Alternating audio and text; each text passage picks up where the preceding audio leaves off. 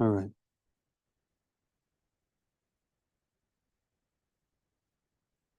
Okay. Bismillah. Bismillah ar-Rahman ar-Rahim. Alhamdulillah. Wassalatu wassalamu ala Rasulillah wa ala alihi wa sahbihi wa man wala. Allahumma salli wa sallim wa barik ala Sayyidina Muhammadin wa ala alihi. اللهم صل على سيدنا محمد طب القلوب ودوائها وعافية الأبدان وشفائها نور الأبصار وضيائها وعلى آله وصحبه وسلم. Okay. Mm.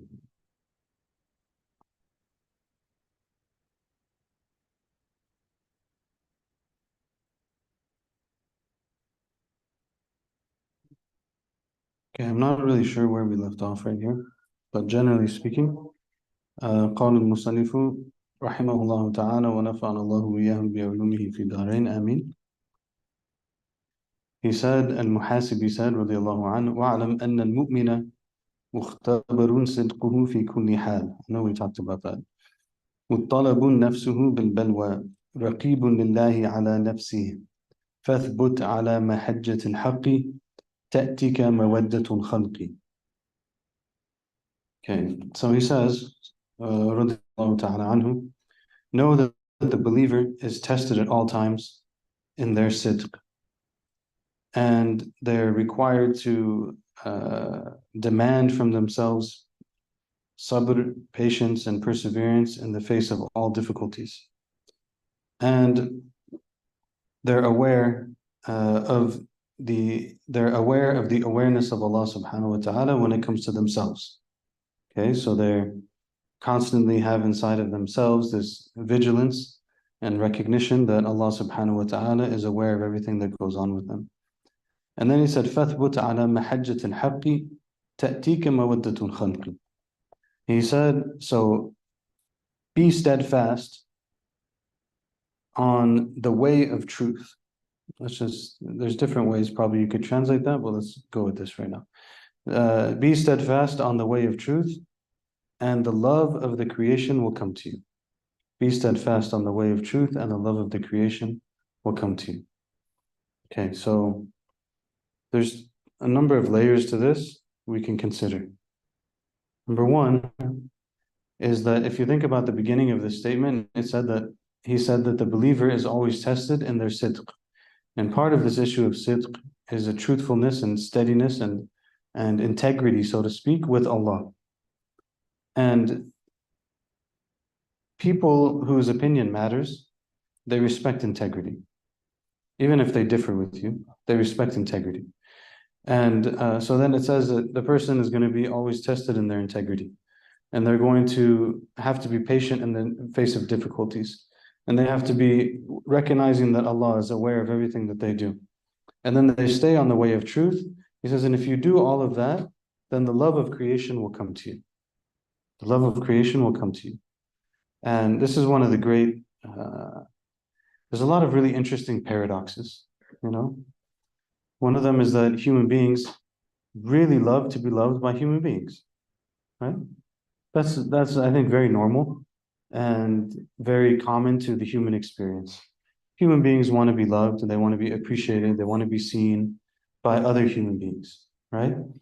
And at the same time, will sometimes see that like the more someone is trying to do that, sometimes like it's almost like, you know, the idea that they put their foot in their mouth.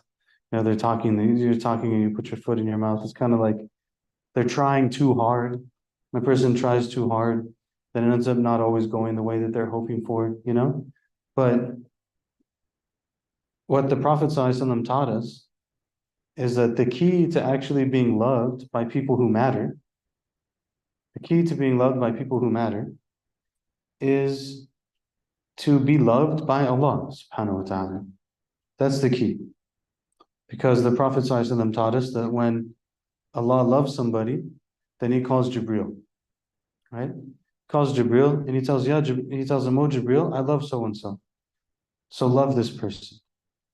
And then Jibreel calls the angels in the heavens, and he tells all the angels in the heavens, he tells them, Allah loves this person, and I love this person, so love this person. The angels are like, okay.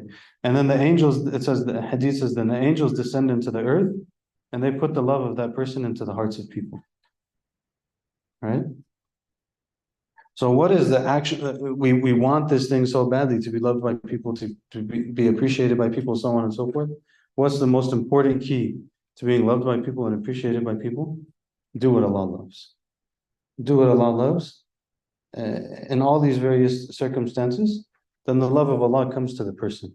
When the love of Allah comes to the person, then they'll find love from the people whose love matters. You're not going to find it from everyone. Okay, it's not necessarily the case that the angels are going to be able to affect everybody, but the angels will be able to affect some people. They tell, I love this person, and they love them. They put the love of the heart of that and of that person in the heart of other people, right? And it will come to you. Their love will come to you. But keep those things, all the things that are mentioned. Keep the integrity in every situation. Keep the patience in the face of difficulty. Remember that Allah subhanahu wa ta'ala is aware of everything. And stay firm on the truth, stand on the truth, and the love of Allah will come. The love of the people will come to you. The love of creation. Technically, this says creation. Right now, we're talking about it from the angle of people. And subhanAllah, this is mashhurun lahu fi hayatina. I think we see this in our lives. All right. The second way that this can happen is that actually it says the love of creation will come to you. It doesn't only mean people, right? And one of the things that we know is that the way that the believer lives, because of the prophetic guidance, then the believer is able to live in a way that is aligned and congruent with the rest of creation. So then that person becomes someone who the mountains love that person, and the oceans love that person, and the air loves that person, and the stars love that person. You say, well, the stars, they're not really animate objects. It's okay. And then the fish love the people, and the animals love the people, and so on and so forth, right? And the deeper the love that the person has for Allah subhanahu wa ta'ala, the more consistent and strong that love will be. And that's why you have some people, I've seen them refer to it as the stories of the lion tamer awliya. This idea that there were people who they could just tell the lion what to do. Why? Because the lion is going to submit to them. It's an amazing thing, but there's a number of stories like this. It's not just like one or two, right? There's stories of one sheikh, he had his like little setup outside in kind of like a desert type area. And he had some people come visit, and they went outside to make wudu. And when they went outside to make wudu, they saw some lions and things. They got really scared. They came back. And they told the sheikh they saw some lions and things. So the sheikh went outside and he talked to the lions. He told them, listen, I told you, when I have guests, you have to leave them alone. And they left. You take it or leave it, but like there's a lot of these stories. There's another one from the Sahaba, that there were some of the Sahaba who were traveling somewhere. It was like an army or something. They were going in this direction. And then along the route on the road, there was a lion who came on their route. So they were like, everyone's scared, they don't know what to do. So one of the Sahaba who was with them, it's probably like Tabi'een and then few Sahaba. So one of the Sahaba came and he addressed the lion. He said, listen, I'm from the Sahaba of Rasulullah sallallahu alaihi wasallam, and we're from the Ummah of Muhammad sallallahu alaihi wasallam. You need to get out of the way. The lion turned around and moved out of the way. This is the love of the creation. I'm not telling you this is in the category of don't try this at home. Okay. This is in that category. Don't try this at home. If you're don't go to like some jungle somewhere and start talking to lions and get upset afterwards because blame it on the majlis, file a lawsuit or something. Don't try this at home. Official disclaimer has been filed, in the fine print. I'm not telling you to go do this. But the idea is this, that the animals will love this person. Person who holds down these things, the animals will love that person.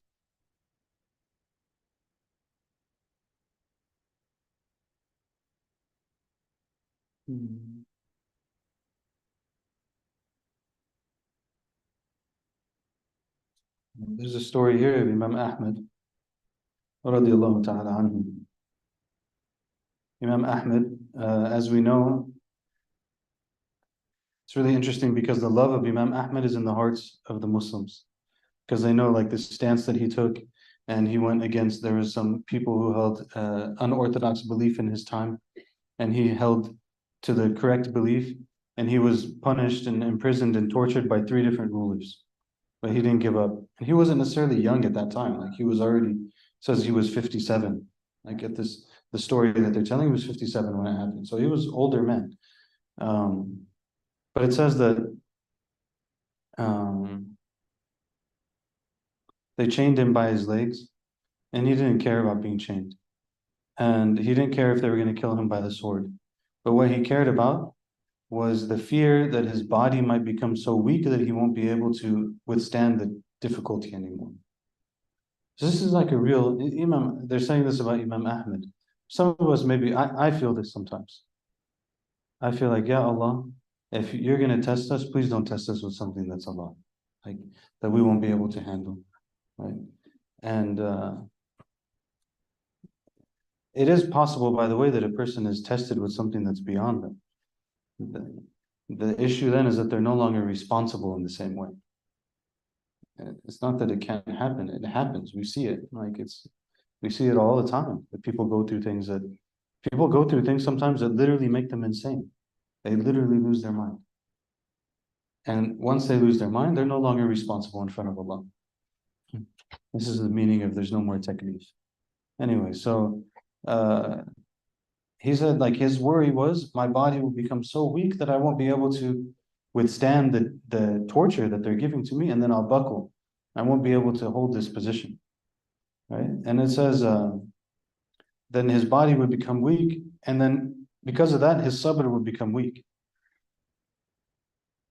And then he was given strength. How was he given strength? Because some criminals and robbers came in and they were in prison with him. So he was kind of like, okay, if these people are here and they're not going to give up, like I'm not going to give up. You know, they're there for it. I'm here, but I'm for like I have to be strong. You know, he was 57 at that time. So he was beaten, he was lashed, and very difficult things were going on to him until he passed out. He actually fainted from the punishment that they were giving him. فصبر وانتصر الحق وأحمد بن حنبل وبطل ما كانوا يعملون. And in the end, he was the one who won. He was the one who was able to withstand it in the end, and he was the one that was okay. If anyone's coming for the first time, we have a general open policy on small children that they're allowed to make a little bit of noise. It's okay. You don't have to be too worried about it. And inshallah, there's a barakah in that. If it gets like a lot, then make your best judgment, inshallah. But know that at least from my perspective, the little sounds that come out of their mouths are more important than the sound that comes out of my mouth. And there's more blessing in that than there is in anything I have to say. So alhamdulillah for the blessing of children in these gatherings. وقرة أعين المسلمين أهل السنة بصبره وشجاعته وارتبطت قلوبهم بحبه ومودته إلى قيام الساعة. So Imam Ahmed held this position, and that was, who's going to interrogate me? This is subhanAllah, we're talking about Imam Ahmed getting interrogated. I feel like I'm going to get interrogated now. All right, I'm not saying to turn it off or anything. It's not that big of a deal. Just bismillah. It's okay, whatever it is. So the truth will come to the love of people, love of creation will come to this person. So all of the creation is worshiping Allah. So if we stand in our worship of Allah subhanahu wa ta'ala, then all of the creation will stand with us. All right. واصدق في الطلب ترد علم البصائر وتبدو لك عيون المعارف وتميز بنفسك علم ما يرد عليك بخالص التوفيق فإنما السبق لمن عمل والخشية لمن علم والتوكل لمن وثق والخوف لمن أيقن والمزيد لمن شكر. We said that last time. We covered this last time, didn't we? Who was here last time? Did we cover this last time? I didn't translate it yet, so you don't know. Sorry. Have sidq in your seeking. You will be given the knowledge of insight. and the springs of understanding will be open to you, and you'll be able to distinguish things that come towards you by the gift of tawfiq. And excellence goes to the one who acts in accordance with their knowledge, basically. And khashya, this is like awareness and fear of Allah, is for the one who knows Him. And tawakkul is for the one who has trust. And fear is for the one who has certainty. And increase is for the one who has gratitude. Did we cover that? Maybe we didn't. No? Okay. So this is another one of those sentences where you're like, SubhanAllah, who is this man? And what did Allah give him? Unbelievable. It's so beautiful, you know. It says, "Wasduq fi talabi tarith ilm al-basair." It says, have sidq in your seeking.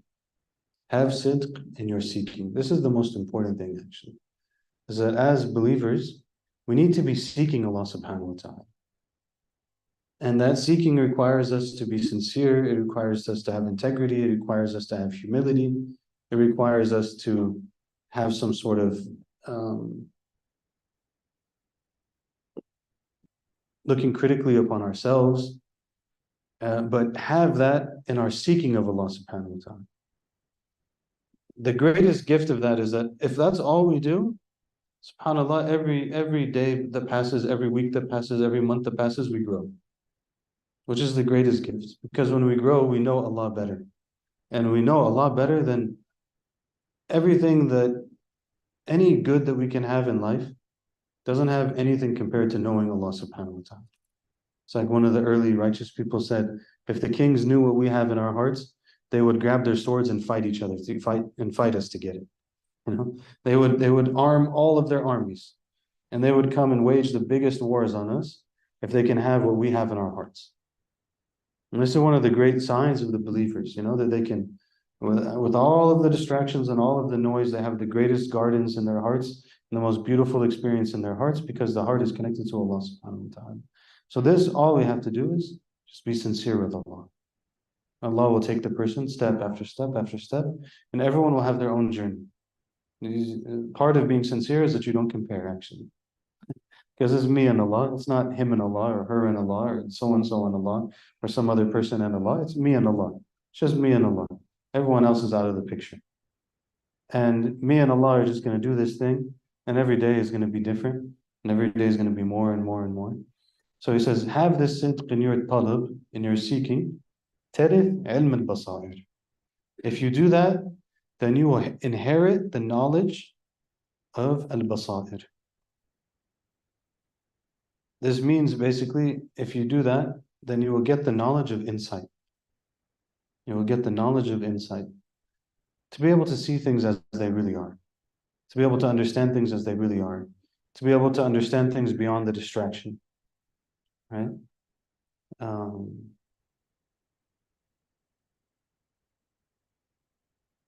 The Prophet ﷺ, when they're digging the trench in the battle of the trench, right? And they're going through such difficulty, and everybody's hungry, and he has stones connected to it, tied to they have stones connected to their stomachs to make them feel more full. And they notice he has two, sallallahu alaihi wasallam, and like he's even more hungry than they are, and they're going through these things, and they come to this boulder they can't break. And they call the Prophet sallallahu alaihi wasallam, and the Prophet hits the boulder, and it starts to crumble, right?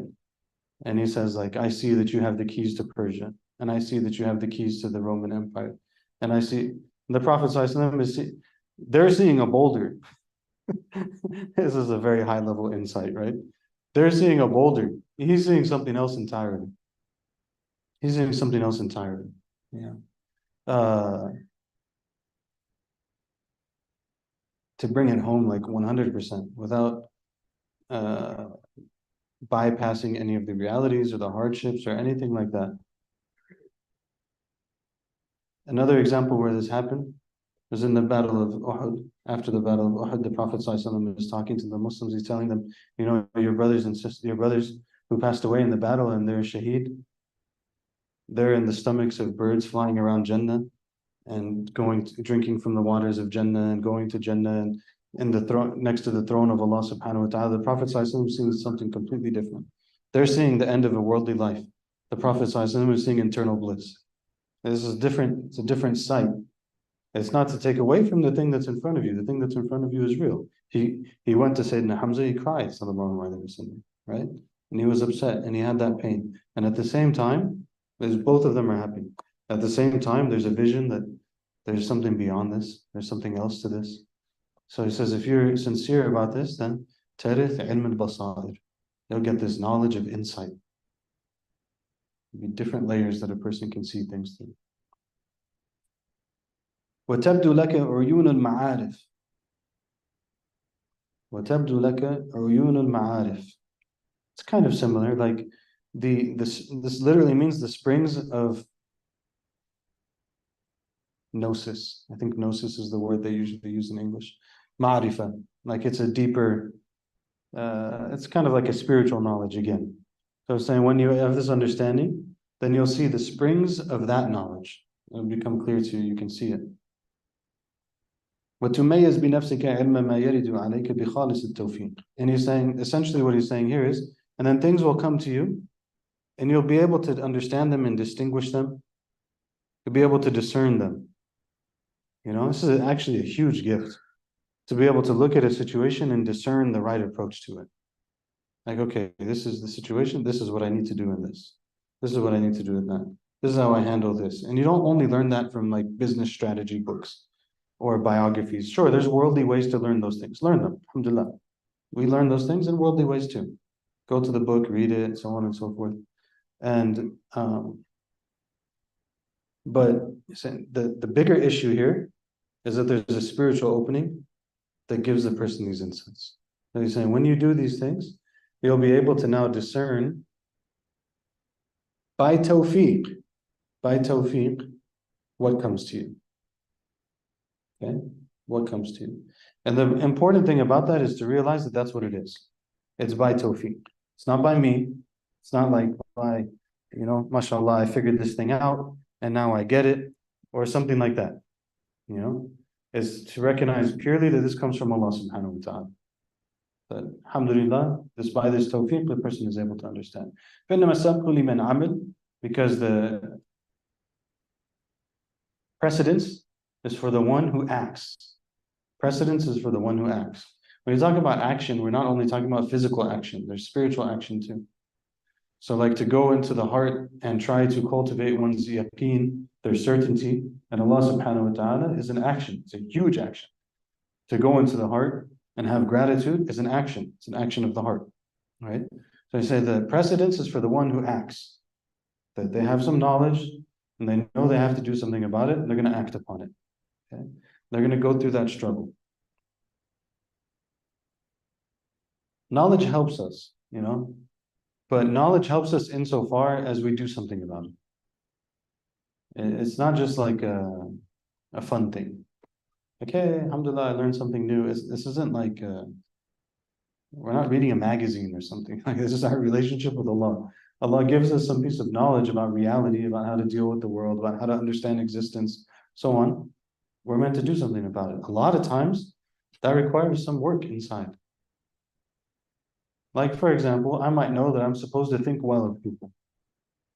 And I might have a situation in front of me where I really don't want to think well of them. You know, it's the reality. You just, you know, something's in front of you, and you're like, you know what? I'm not really feeling so good about this right now. And I want to assume this and this and this and this and this. But I know that what I need to do is not do that. I need to stop myself right now. And if I do that, that's an action that happens in the inside. So this type of actions, the precedence is for the one who acts. وَالْخَشْيَةُ لِمَنْ عَلِمْ. And the person who has true knowledge of Allah, there's a fear of Allah that comes with that, or like a reverence of Allah that comes with that. And tawakkul is for the one who has trust. What does the person have to have? They have to have trust. So if they have the trust, then the tawakkul comes with that. How do I truly, and that's very difficult, right? We're very much accustomed to trusting in ourselves. And yes, we should act for ourselves and take responsibility for ourselves. But the trick is really, maybe not the best word, but the effort is really to do that while trusting in Allah. And sometimes that's a little bit harder. And I think that based on our society, our default is generally to trust ourselves too much. Our actual trust is in ourselves. And for all of the horrific things that are happening right now with our brothers and sisters in Gaza, I think that that's one of the reminders of the last few days. Is there comes a point when you really feel like there's I don't know what else I can do. You know, and that doesn't mean we give up. It doesn't mean a hopelessness. It doesn't mean like a helplessness or a hopelessness or any of that. But it's like we're in this situation. I signed this, I signed that, I tried to do some things locally, and we're going to continue doing those. But the limitation of what we can do becomes very clear at certain moments. And those are really important moments where we make dua. And we truly believe that like my dua, just like our enemies have rockets and they have missiles and they have all of these kind of things, that our dua as a community are all of those things. And they're much more precise and they're much more powerful. And I think that in the days that come, inshallah, we will understand that clearly. And may Allah help our brothers and sisters and make things, give lutf to them in their situation and to us. التوكل لمن وثق. Tawakkul is for the one who has trust. والخوف لمن أيقن. And fear is for the one who has certainty. They're certain about Allah subhanahu wa ta'ala, so they have a level of fear.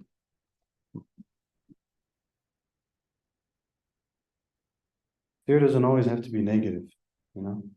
Sometimes I think we are very negative about fear. But some things are worth being a little bit fearful about. Like Allah is powerful and His punishment is real. And our responsibility to Him is real. And all of those things. I don't feel like dealing with this right now. And so a little bit of fear is well placed, inshallah. وَالْمَزِيدُ لِمَنْ شَكَرَ. And increase is for the one who is grateful. Increase is for the one who is grateful. وَاعْلَمْ أَنَّ مَا يَصِلُ الْعَبْدُ إِلَيْهِ مِنَ الْفَهْمِ بقدر تقويم عقله وموجود علمه فتقواه لله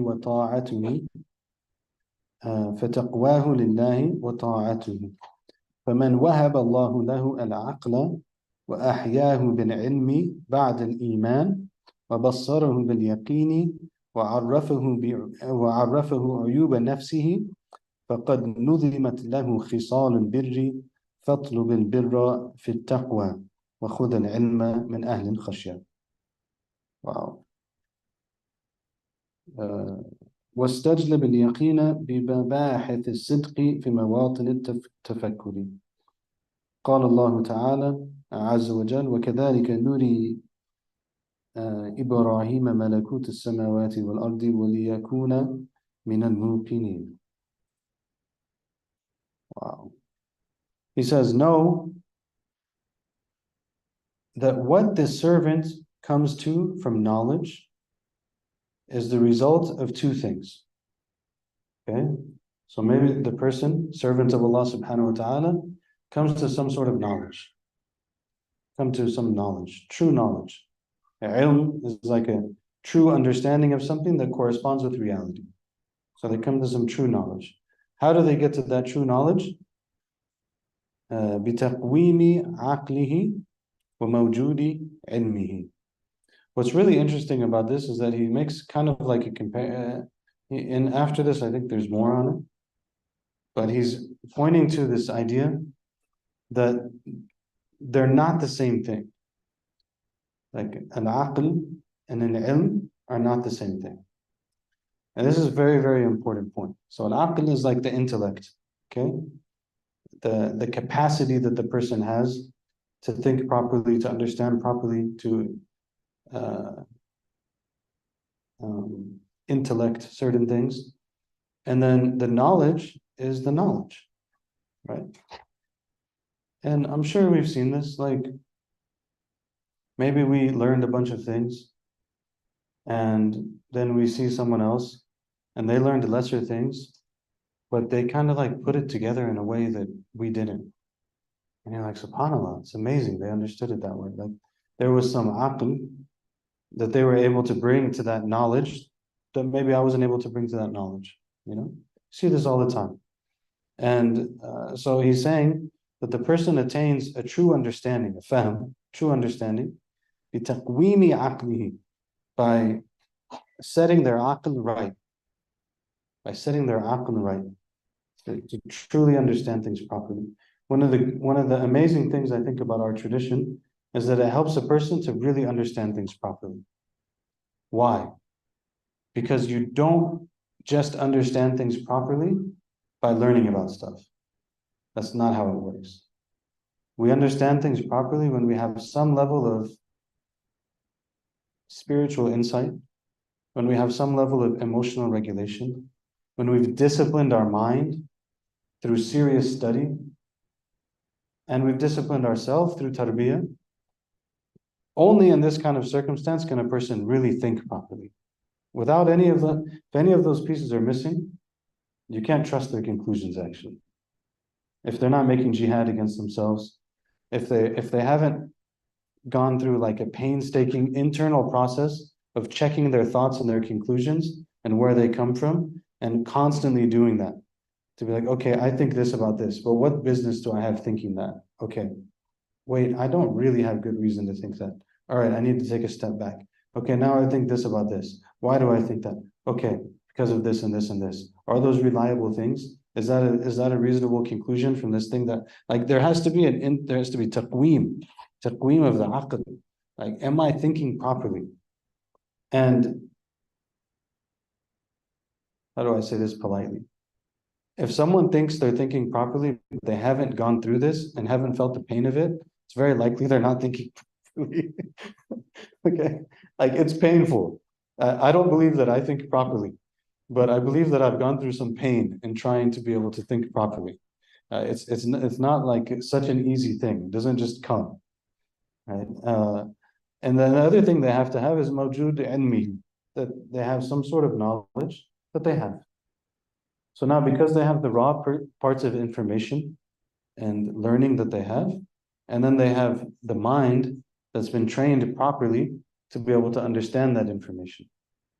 And not just the mind, but the heart. Again, as I mentioned, the heart has to be um, regulated as well. The emotions have to be regulated as well.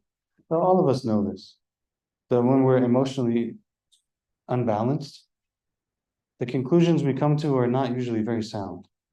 And we look at it afterwards and we're like, wait a second, that wasn't really so accurate, you know, or that maybe that wasn't exactly the case.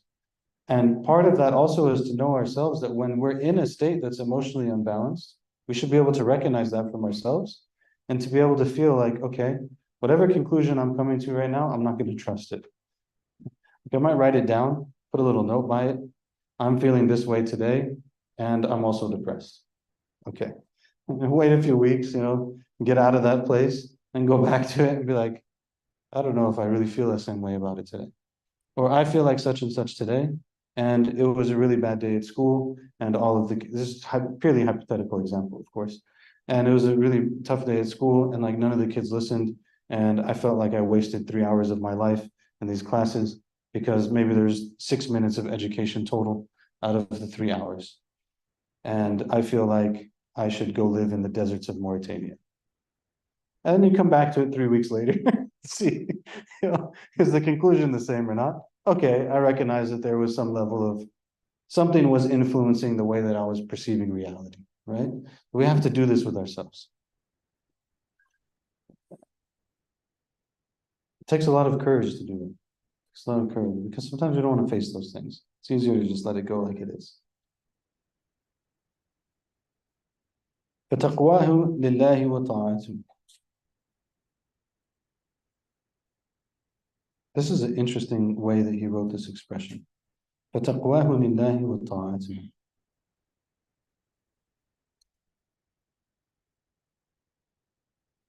Hmm.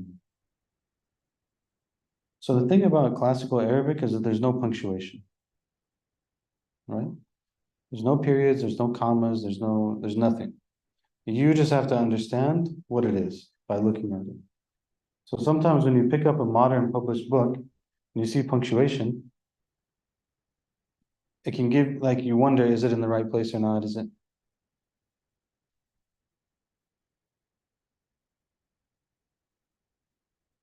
So I give you, here's what I'm trying to say. So we'll just do an exercise, okay? So the exercise, the sentence says, know that what the servant arrives to in understanding, then there's a, what do you call that thing in English? I don't even know how to say it in Arabic. A colon? Colon, the two dots. Colon, isn't it? Colon. So then it says, بِقَدْرِ تَقْوِيمِ عَقْلِهِ وَمَوْجُودِ عِلْمِهِ. So it says that what they arrive to from understanding, it's by their disciplining of their intellect and the presence of knowledge. Then it has a period on this publishing. Thing is, you kind of trust the publishing a little bit because it's from Shaykh Abdul Fattah Abu Ghadda. So as long as the publisher didn't mess up, then you trust him because he was a great scholar, rahimahullah. So then it says period. And it says, فَتَقْوَاهُ لِلَّهِ وَطَاعَتُهِ. So if you understand this as a period, you would say, they know Allah, they know their understanding by those two things. So basically they should emphasize their taqwa of Allah and their obedience to Him. Pay attention to these two things, okay? If you put a comma there, it's a different meaning. If you put a comma there, it means they know it by the two things, disciplining their intellect and getting knowledge, and then by having taqwa and having obedience to Allah subhanahu wa ta'ala. So it's a different meaning actually. He put a period. So we're going to go with, so they should pay attention to their taqwa of Allah and their obedience to Allah. If you were to look at this really carefully, there's probably some indications on what comes before and after that would tell us which way to go. But we're just going to go with it. So they should pay attention with their taqwa. They should pay attention to their obedience of Allah. That's what's going to help them to cultivate those things that will give them understanding. Okay. فمن وهب الله له العقل وأحياه بالعلم بعد الإيمان وبصره باليقين وعرفه عيوب نفسه فقد نظمت له خصال البر فاطلب البر في التقوى وخذ العلم من أهل الخشية. Yeah, I think that was good. So the one who Allah subhanahu wa ta'ala gives them intellect, gives them aql, and Allah brings them to life by knowledge after their iman. Okay, so what is it? The person has iman. They have belief in Allah. And Allah has given them the gift of intellect, being able to think properly. And then on top of those things, Allah brings them to life by knowledge. So they have this iman, they have the ability to understand it properly. Then Allah gives them this knowledge, and through that knowledge, He brings them to life. And then He gives them بَصَّرَهُ بِالْيَقِينِ, means He gives them that insight that we were talking about, that spiritual insight. He gives them that through their certainty in Him. So their deep connection with Allah subhanahu wa ta'ala opens up for them the avenues of this insight, this basira. وَعَرَّفَهُ عُيُوبَ نَفْسِهِ.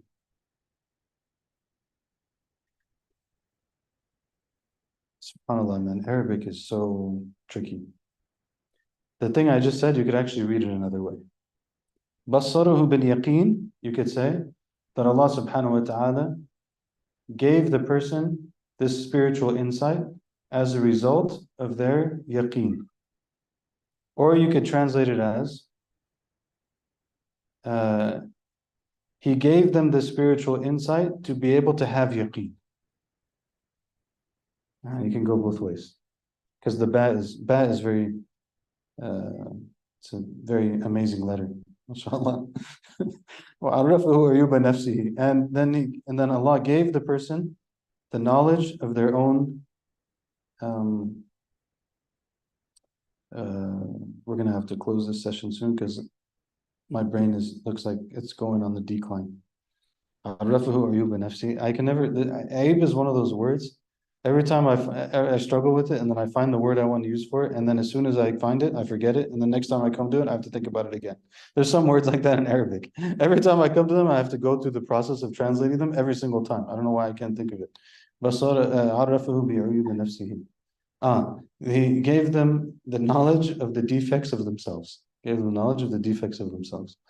If the person has been given all of these things, just from Allah, then the characteristics of righteousness have been, the path of righteousness is laid out for them. Like basically, Allah set it all up for them. They have everything they need. And it's just the path of birr. They just go on the path of birr. And he says, فَاطْلُبُ الْبِرَّ فِي التَّقْوَى. So seek that birr, that path of righteousness, seek it with taqwa. Seek it with taqwa. And take knowledge from the people of khashya. Take knowledge from the people of khashya, the people who have like a reverence with Allah subhanahu wa ta'ala. وَاسْتَجْلِبْ الْيَقِينَ بِمَبَاحِثِ الصِّدْقِ فِي مَوَاطِنِ التَّفَكُّرِ. Yeah, we're going to stop on this little section here. وَاسْتَجْلِبْ الْيَقِينَ بِمَبَاحِثِ الصِّدْقِ فِي مَوَاطِنِ التَّفَكُّرِ. What an expression. So وَاسْتَجْلِبْ is like draw out. Draw out certainty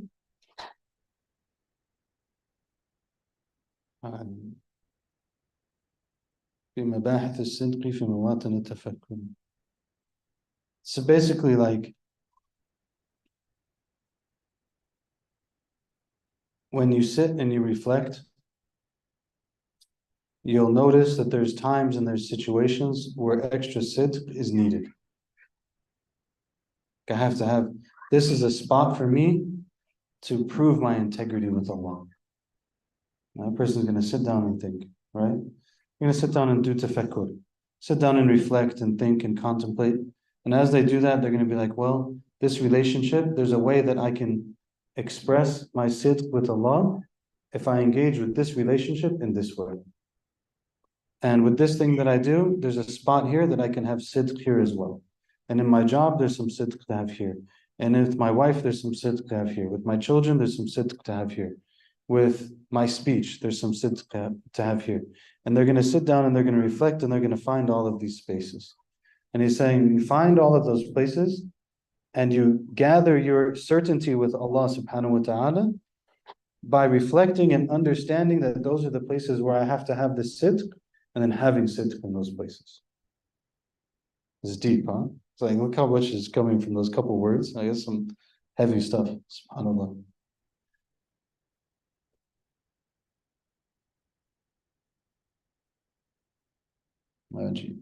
قال الله عز وجل وكذلك نري إبراهيم ملكوت السماوات والأرض وليكون من الموقنين.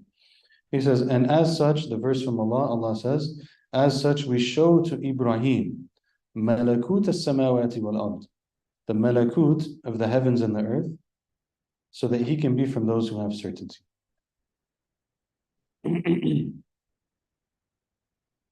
Wow, that's pretty cool.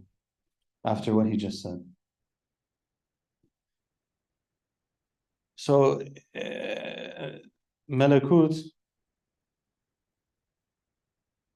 okay, anyone ever seen, if you haven't seen it, I'm gonna have to ruin it for you, and you can blame yourself. If you've seen Kung Fu Panda 3, yeah, it's very important what happens in Kung Fu Panda 3, right? And 1 and 2, they keep, like there's this qadr that in the first one, right? It's an act of qadr, and it happens that the big sheikh, who's Ugwe, in a moment of pure like tawfiq and basira, this qadr happens, and Ugwe points, and Po is the dragon master, right? And everyone's like, what in the, how is he the dragon master? This makes no sense, right? And you watch the first one, you watch the second one, you still don't understand why he's the dragon master. And I think it's in the third one. And then when you get in the third one, and he's fighting who is it? Kai? The one with the green Kai. He's fighting Kai in the spirit realm. And there's a moment where he's fighting Kai in the spirit realm. And he realizes he's the dragon master. right? And like the constellations or whatever it is behind him, they turn into the shape of a dragon. And he's like, Allahu Akbar, I'm the dragon master, you know? Like he has a fath. We would call this in Islamic spirituality, it's called a fath. It's called an opening. Yeah, like Poe had an opening. It's very serious stuff, subhanAllah. I don't know who wrote this thing, but they got some stuff right. He had a fath, and everything he saw the malakut. So this is a very serious issue. Like it's funny because we're talking about Kung Fu Panda. It's a very serious issue because the mulk is the physical realm, and the malakut is like the realm that's beyond the physical realm. Okay? So he has this moment in the metaphysical realm where he understands. So he was understood to be the dragon master, and people were calling him that. He didn't understand it because the reality of that was in the malakut. When he goes to the malakut, then he sees the reality to it. He can understand the mulk now. So the idea is that there's this layer behind the physical existence. I don't know if that's the right way to express it, but there's a layer that's beyond the physical existence, that is the metaphysical existence, that through which the physical existence is mirrored into existence. They're connected in a sense. Okay. When you have dreams are matters of the malakut. That's why they're so difficult to understand. That's why you can't just trust anyone to understand what a dream means. Because them reading some books about what dreams mean doesn't mean they understand the malakut. Right? If we were to use the avatar, never mind, we're not going to go off. Okay, just stop here for Maghrib, Maghrib is important. God, what was I saying? So they might not understand the malakut. Even if they read some books about it, they don't understand it. So they see something in the dream, they don't know what it means. Like sometimes people will say that if you see someone die in a dream, it doesn't mean that they died. It means that they leveled up in their spirituality. Because a part of their nafs died. And if a part of their nafs died, then they've gone to another level spiritually. Okay? So it's not always what we think it is. When the Prophet ﷺ, there's dreams where the Prophet ﷺ, some of the companions, they told him, I think it was Sayyidina Umar, that he saw that he had some milk and there was a milk and he drank the milk in the dream. And the Prophet ﷺ told him that is knowledge. So there's symbols that have meanings, that they have meanings in the malakut, in the mulk. They make sense if you understand them, but not everyone can read them. Okay? But what is the point of all of this? The verse says, Allah says in the verse, as such, we showed Ibrahim the malakut of the heavens and the earth.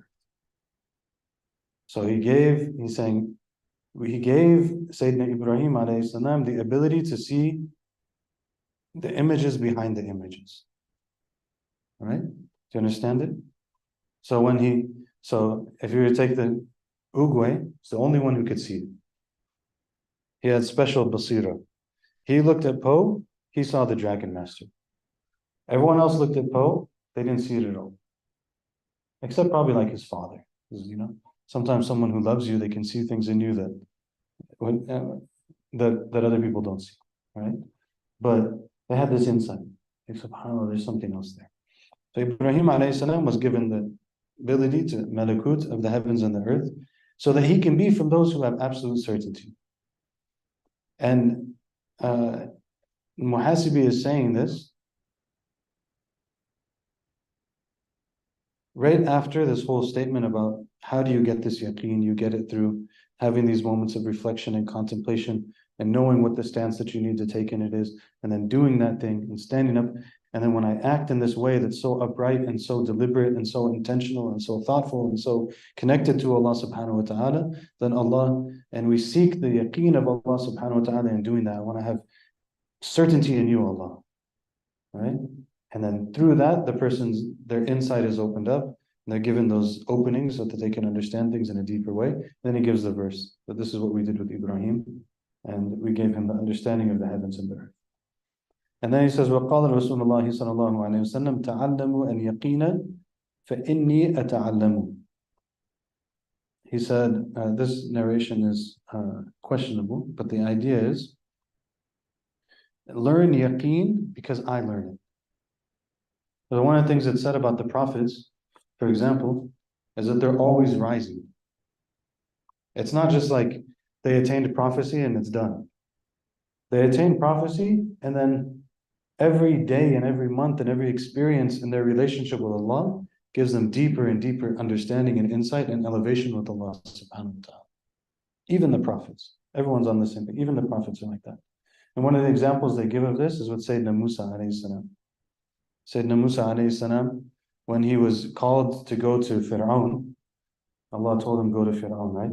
Sayyidina Musa was like, رب اشرح لي صدري ويسر لي أمري واحلل عقدة من لساني يفقهوا قولي واجعل لي وزيرا من أهلي هارون أخي. He started making dua. Like Allah told him, go do this. Musa was like, make dua. Allah open my heart and help me in my speech and give me my brother as a support to me and all of these kind of things, right? When Sayyidina Musa goes through, so that's the beginning. This is like the beginning of his prophecy in a sense, right? And then he goes through the whole journey, he goes through the things he goes through, he sees the signs, he deals with Fir'aun, he deals with his people, he goes through all this experience, and they flee the land, and the army's following them, and they're fleeing the land, and they get to the ocean, and the people say, Inna mudrakun. Right? We've been caught. They caught up to us now, we have no way out. Sayyidina Musa, immediately he says, he doesn't actually make dua. Now he's Sayyidina Musa's at like, imagine you have a prophet, the prophet got to another level of yaqeen. It's amazing, right? He's at another level of yaqeen. He says, Kalla inna ma'aya rabbi sayyadi. He said, no, Allah, my Lord is with me, He will guide me. He didn't even make the dua. Then Allah told him, strike the ocean with your stick. He struck the ocean, they went. The dua didn't even happen that time. It's even closer, even faster, right? Because even as a prophet, the prophets are leveling up all the time. So when the Prophet ﷺ in this narration is saying, learn to have yaqeen because I learn it, he's telling us like there's levels and levels and levels and levels and levels. Sometimes you see this, subhanAllah. It's an amazing thing. Like I can think of teachers. It's remarkable to me. Like there are people, I consider them a teacher this whole time. But I remember them 5 years ago and I see them today. And I'm just like, Allahu Akbar. Like subhanAllah, like they're different than they were 5 years ago. Even someone you look up to and you think them to be a great person, an amazing person, and so on.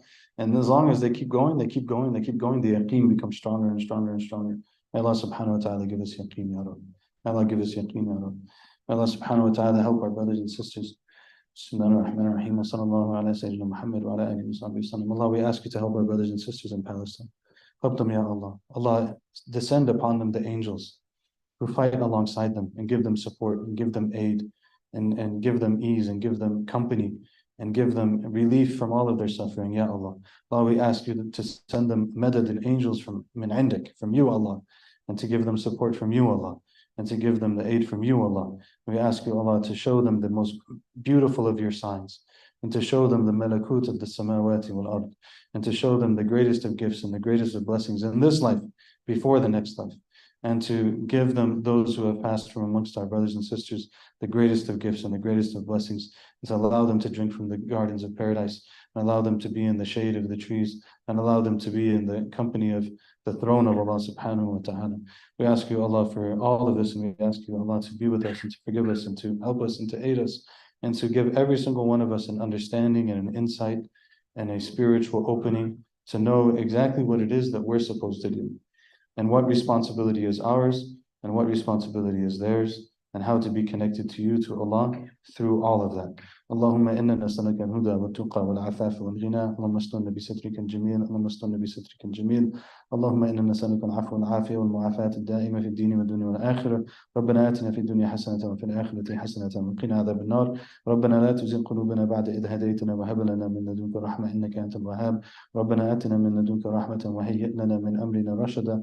نصر من الله وفتح قريب وبشر المؤمنين نصر من الله وفتح قريب وبشر المؤمنين نصر من الله وفتح قريب وبشر المؤمنين اللهم أعنا على ذكرك وشكرك وحسن عبادتك اللهم يا عالم السر منا لا تهتك الستر عنا، وعافنا واعف عنا، وكن لنا حيث كنا.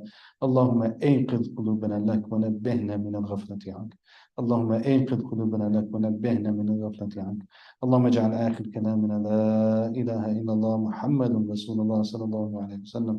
إن الله وملائكته يصلون على النبي، يا أيها الذين آمنوا صلوا عليه وسلموا تسليما. اللهم صل وسلم وبارك على سيدنا محمد وعلى آله عدد كمال الله وكما يليق بكماله. سبحان ربك رب العزة عما يصفون، والسلام على المرسلين والحمد لله رب العالمين. بارك الله فيك.